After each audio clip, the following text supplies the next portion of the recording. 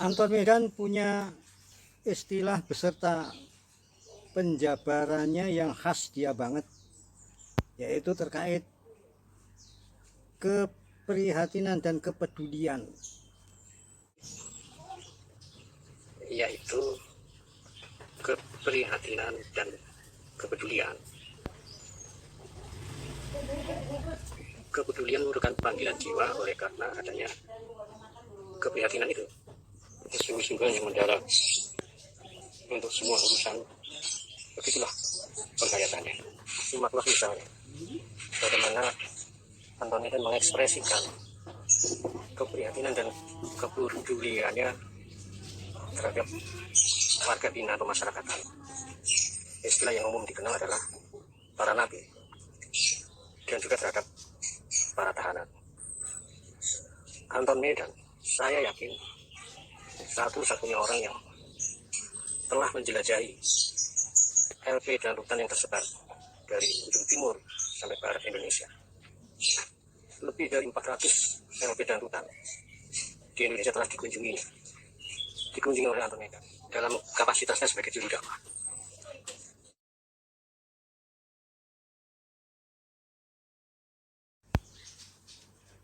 Ya, lebih 400 LP dan rutan pada waktu itu, sebelum tahun 2021, telah dikunjungi oleh Anton Medan dalam kapasitasnya sebagai juru dakwah, termasuk di antara LP-LP yang ada di Nusa Kambangan.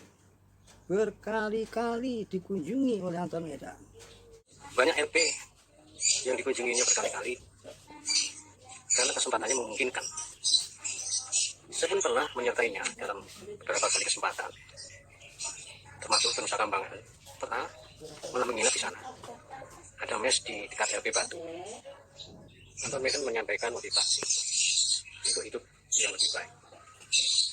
Berceramah di LP, di penjara, di rumah tahanan. Bahasanya nyambung sekali. Selalu semangat. Anton Medan menekankan agar bersyukur karena berada dalam LP atau menerima hukuman kurungan penjara itu, karena belum keburu di kuburan, sehingga di penjara masih ada kesempatan untuk memperbaiki diri untuk kehidupan yang lebih baik. Anton Medan menekankan bersyukurlah masuk penjara karena tidak keburu masuk kuburan, sehingga masih ada kesempatan untuk memperbaiki diri menjadi lebih baik. Anton Medan juga sering menyampaikan suatu pertanyaan, lebih banyak mana penjahat yang ada di dalam penjara atau di luar penjara? Ada satu hal yang sering ditekankannya dalam pertanyaannya adalah lebih banyak mana penjahat yang ada di penjara atau di luar penjara. Pertanyaan serupa juga sering disampaikan kepada jamaah ketika dia berceramah di masyarakat umum. Ternyata jawabannya sama. Ternyata jawabnya sama. Semua menjawab lebih banyak penjahat yang berada di luar penjara daripada yang berada di dalam penjara. Biasanya Anton Medan lalu menyampaikan bahwa penjara adalah LP itu penjara kecil. Penjara besar itu dunia ini. Orang bisa lolos daripada penjara kecil, tidak masuk di dalam LP, dan masih tetap berkeliaran melakukan tindakan yang tidak baik di luar LP atau di luar penjara. Tapi Anton Medan bilang mereka, kita semua tidak akan bisa lolos dari pengadilan akhirat. Saya tahu, banyak sekali yang tahu, banyak kalangan tahu Anton Medan berdakwah dari LP ke LP di seluruh Indonesia, tidak pernah membebankan anggaran negara, semua dengan biaya sendiri. Ada kalanya menggandeng yang lain yang ingin memberikan sumbangan, misalnya memberikan memberikan sumbangan peralatan olahraga atau apa. Anton Medan sendiri mengaku dapat memetik banyak hal bermanfaat selama di dalam penjara. Anton Medan mulai bisa membaca dan menulis ketika mendekam di LP Cipinang. Kapankah Anton Medan mulai bisa membaca dan menulis? Ketika menginjakkan kakinya pertama kali di Jakarta, umur 17 tahun, belum bisa membaca dan menulis. Ya, mungkin kira-kira umur 24 atau 25, Anton Medan baru bisa membaca dan menulis. Tapi kemudian membaca seperti menjadi hobi baginya. Membaca biasanya dilakukan malam hari. Tidak dapat dipungkiri, berkat membacalah perkembangan keintelektualannya sangat cepat. Perkembangan kemajuan wawasannya sangat pesat. Keprihatinan dan kepedulian, kesungguh-sungguhan, totalitas, etos kerja menjadi perhatian tersendiri yang dihayati dan dijalankan oleh Anton Medan. Menjadi pembicara di mana saja bisa. Berceramah di tempat-tempat kumuh, di kampus-kampus ternama, bisa menyesuaikan. Apa yang bisa diamati dari sosok progresif ini? Kesungguh-sungguhan itu sudah pasti.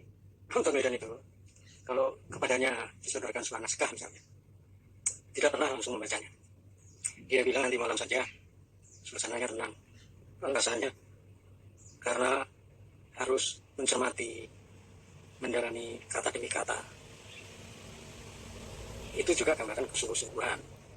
Suatu hari di tahun 1998, saya diajak oleh Anton Medan ke buku-buku.